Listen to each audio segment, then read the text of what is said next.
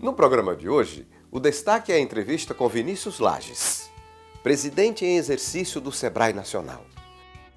Lages é graduado em agronomia pela Universidade Federal de Alagoas, mestre em gestão ambiental pela Universidade de Salford, na Inglaterra, e doutor em socioeconomia do desenvolvimento pela Escola de Altos Estudos em Ciências Sociais de Paris, na França.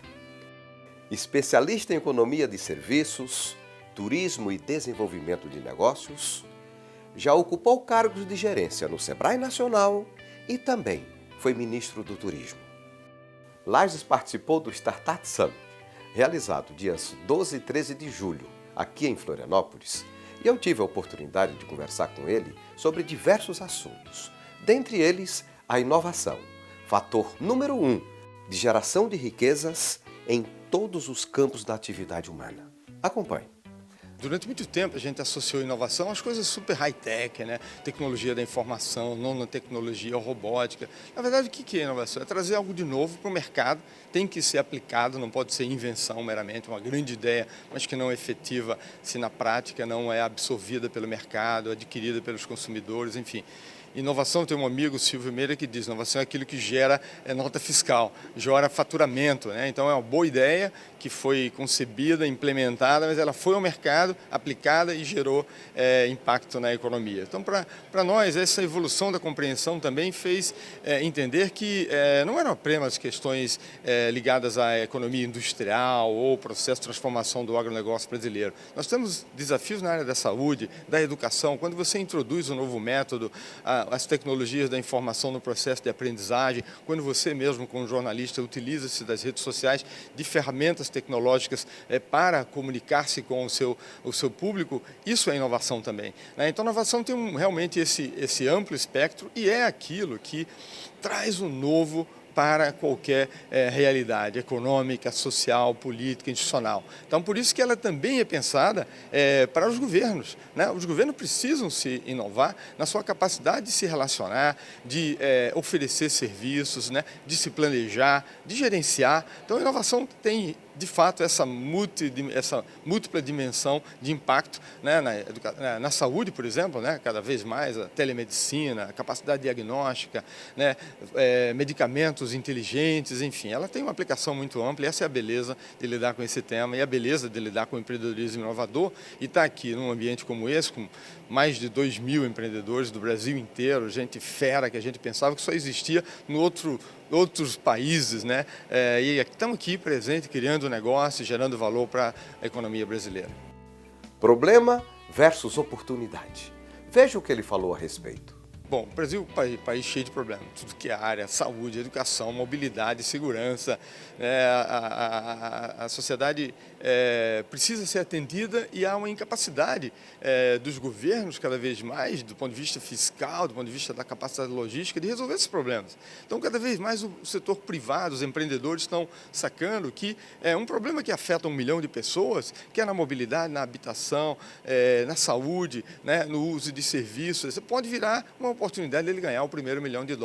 E lá no Vale do Silício, como eu mencionei, um problema que afeta 1 bilhão de pessoas, né? E nós estamos, né, quase 7 bilhões de pessoas no mundo, pode ser o seu primeiro $1 bilhão. Você pode virar um unicórnio se você, de uma tacada certeira, resolver esse problema. E esse problema, às vezes, é resolvido com um simples aplicativo, mas às vezes não, é necessário um aprofundamento tecnológico, uma concepção de modelo de negócio muito mais desafiador. Portanto, é isso, assim, as oportunidades estão aí. Acho que a beleza de nós termos ecossistemas que evoluem, como esse de Santa Catarina, como o da Grande Florianópolis, ecossistemas de inovação, que tem arranjos institucionais, uma cultura inovadora, uma cultura de aproximação do setor produtivo ao setor de conhecimento, do empreendedorismo, trazendo a startup mais próxima de governos, de empresas, a gente vai ter, sem dúvida, uma nova fronteira de oportunidade para o país. As novas tecnologias que impulsionam a 4ª Revolução Industrial, que estamos embarcando agora, também chamada de Indústria 4.0, que é caracterizada pela internet das coisas, pelo Big Data, pelo uso da nanotecnologia e pela ultraconectividade, vão causar mais impactos na sociedade do que o advento do fogo e da eletricidade. Veja o que o Lages falou a respeito. Em todas as grandes revoluções, né, ao longo da história científica, tecnológica, de modelos, né, da agrária, agrícola, agroindustrial, industrial, vapor, né, mecânica, automação, digital, elas causaram impacto, evidentemente, em setores que estavam sendo superados por essa nova onda tecnológica. E é evidente que o 4.0 e o 5.0, que é o que vem por aí, na verdade, é a não fábrica, a necessidade de não ter as estruturas industriais que nós tivemos até o presente, elas vão mudar muito o jeito da gente consumir, produzir, compartilhar, sabe, trabalho, né? Então a gente tem um desafio que é primeiro entender, né? Esse não adianta ficar com medo, se esconder e não se aprofundar no entendimento. Acho que o nosso país tem avançado na compreensão do que é essa onda do 4.0, da hiperautomação, de máquinas inteligentes que conversam com outras máquinas e tomam decisões, né? Equipamentos que tomam decisões entre eles, né? O fluxo, tudo está baseado em quê? Em tecnologias habilitadoras que surgiram, sobretudo a partir de 2007, que é o Big Bang, digamos, dessa onda digital, né, com o surgimento da computação móvel, inteligência artificial, internet das coisas, blockchain agora, enfim, a nanorobótica, a nanotecnologia, biologia digital, tudo isso tem sido possível porque tecnologias habilitaram modelos de negócios e a possibilidade de você lidar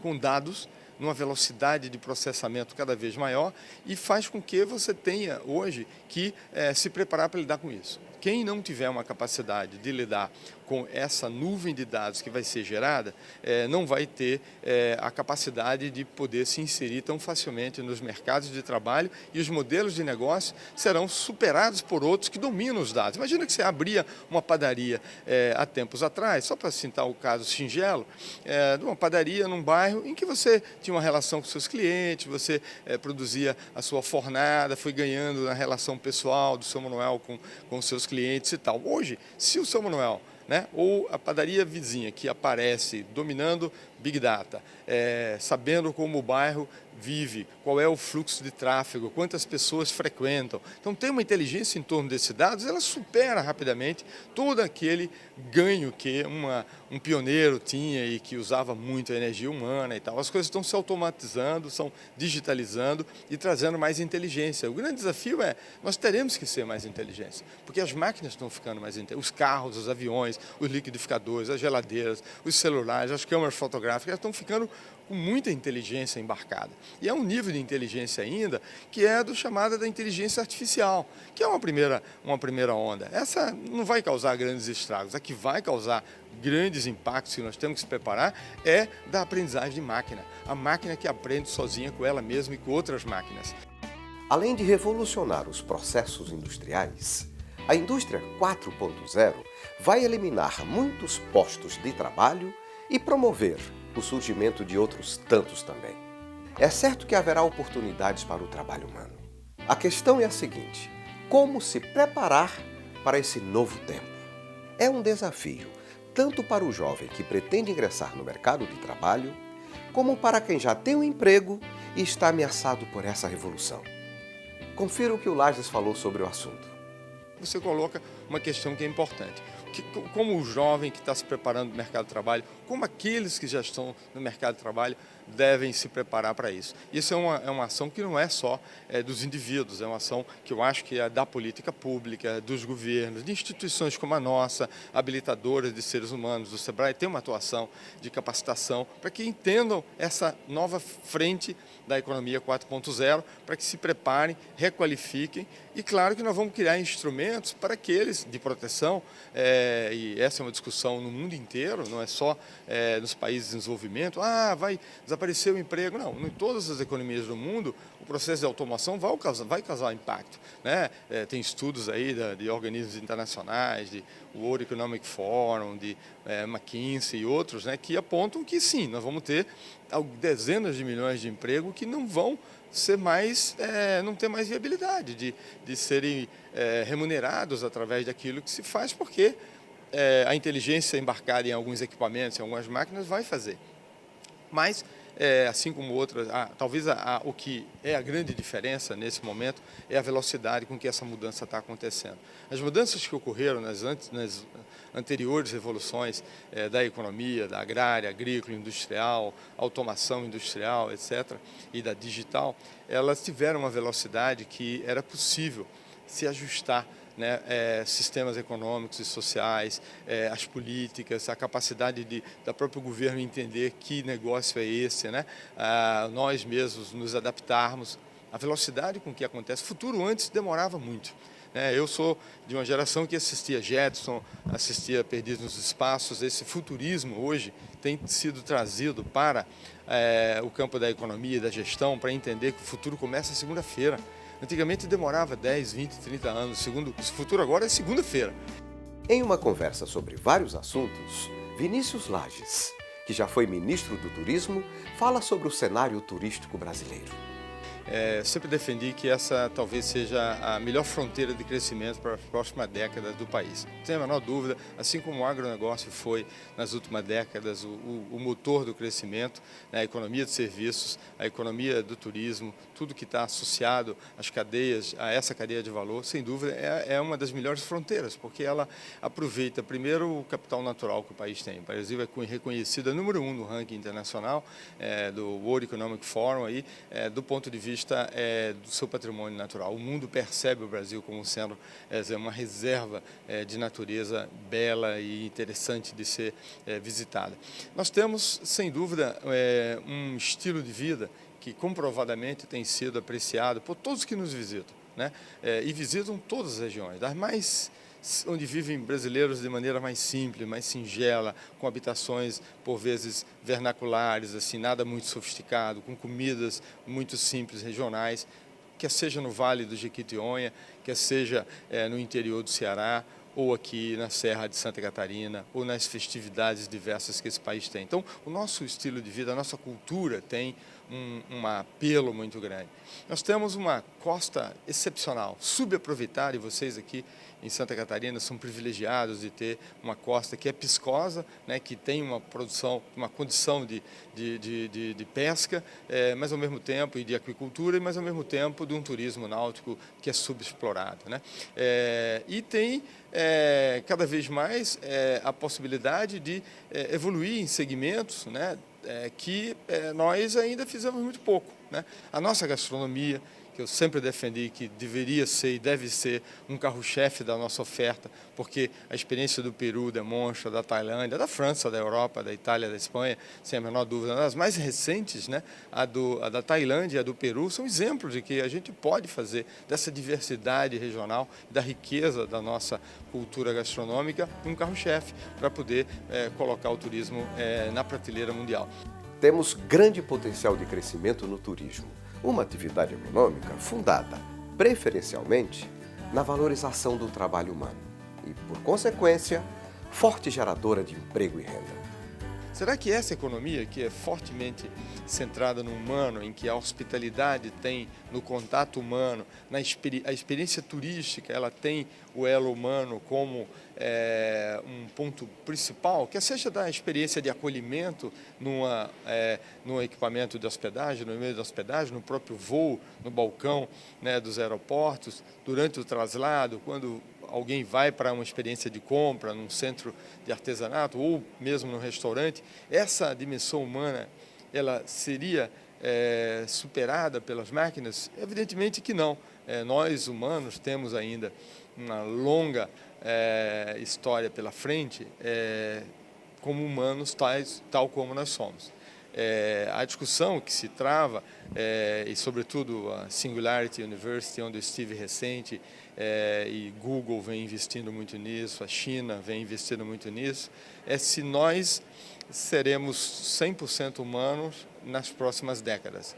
Se a biologia digital e se a incorporação de uma capacidade de processamento computacional no nosso cérebro, se isso vai mudar o ser humano para sempre e vai permitir com que a gente se torne um pouco cyborg, ou homem-máquina, né? Há muita discussão sobre isso, de quanto tempo vai levar, mas é certo que hoje as ciências da computação e as empresas que lidam com inteligência artificial já têm condição de reproduzir certos processos de racionalidade do cérebro humano. Essa camada mais funda, né, do Deep Learning e do Machine Learning, que são estruturas de processamento que nós temos na rede neural do nosso cérebro e que vai, ao final, ligar a nossa inteligência mais plena, como você bem colocou, que é o mundo dos afetos, da emoção, da criatividade, da inspiração, né, da possibilidade de ficar triste, de ficar alegre ao ver um pôr do sol, uma borboleta pousar numa planta. Isso tem sido trabalhado também. Claro que as especulações sobre quando isso vai acontecer, elas divergem, né? Alguns apostam que a partir do final da próxima década, de 2029 em diante, nós já teremos, né, uma capacidade computacional veloz e mais inteligente do ponto de vista neural, que vai poder fazer com que a gente funda a mente humana com a mente computacional, digamos assim. Isso tem sido visto, eu lidei já com robôs muito inteligentes, eu vi máquinas muito inteligentes, medicamentos muito inteligentes, nanorobôs muito inteligentes, que são precisos para fazer o tratamento na célula doentia, fazendo nenhum dano nos outros tecidos, etc. Essa evolução é grande. Eu mesmo utilizo no meu organismo um artefato externo, que é uma lente intraocular. Eu tive um problema de vista quando eu fazia mestrado na Inglaterra. Eu utilizo há mais de 30 anos uma lente artificial dentro do meu olho, você não consegue ver, mas que me permite uma visão apurada. Eu não uso óculos, eu tenho 60 anos, eu não utilizo óculos, e isso é parte desse processo, de alguma forma, de incorporação de artefatos no ser humano. Nós temos marca-passo, nós temos bombas de insulina já computadorizada que acompanham. Então, pouco a pouco, sem dúvida, nós vamos ver nas próximas décadas algum desafio ligado a essa questão de se o humano permanece 100% humano. E essa aproximação do turismo, um turismo mais inteligente com o ecossistema de inovação, ela é muito vencedora. Vários países já demonstraram isso. Nos Estados Unidos, em Massachusetts, em Boston, é um cluster, um ecossistema de inovação voltado ao setor de turismo. Você vê a quantidade de empresas que surgiram lá pensando problemas do viajante, do turista, como é que eu facilito a vida dele, né? E isso é muito importante de pensar, quer dizer, não rejeitar a tecnologia, porque ela pode diminuir a dimensão humana das experiências turísticas, mas incorporá-las para tornar essa experiência ainda mais rica e memorável, né, para que a gente possa compartilhar nas redes sociais de novo a economia digital aí funcionando. O calendário de 2018 aponta alguns acontecimentos paralisantes no costume brasileiro de deixar tudo para depois. Depois do Carnaval, depois da Copa, depois das eleições. O Brasil praticamente para. Veja a mensagem que o Vinícius Lages deixou para quem deseja empreender. Nós temos isso mesmo, assim, achamos que tem tempo ainda, muito tempo pela frente. Como eu falei anteriormente, a gente sempre pensou que o futuro ainda está longe, e ele começa segunda-feira. Portanto, é para fazer durante o Carnaval, é para fazer durante a Semana Santa, é para fazer durante a Copa, é para fazer durante as eleições. Nós não podemos parar. O Brasil tem desafios gigantescos que não podem ficar sendo postergados em função dessas expectativas. Agora estamos paralisados porque não sabemos quais são as alternativas políticas que vão governar o país. E por isso espera tudo, para investimento, para o sonho, para as iniciativas, porque tem que esperar o que vai vir e só depois de tomar posse, de definir. Esse é um traço cultural que precisa ser, sem dúvida, e você tem toda a razão, superado para que a gente tenha o ano inteiro, 365 dias, né? Todo mês, 24 horas por dia, ligados para resolver os problemas do Brasil, que são enormes, e tenho absoluta certeza que com o empreendedorismo, sobretudo empreendedorismo inovador, nós temos condições de superá-los.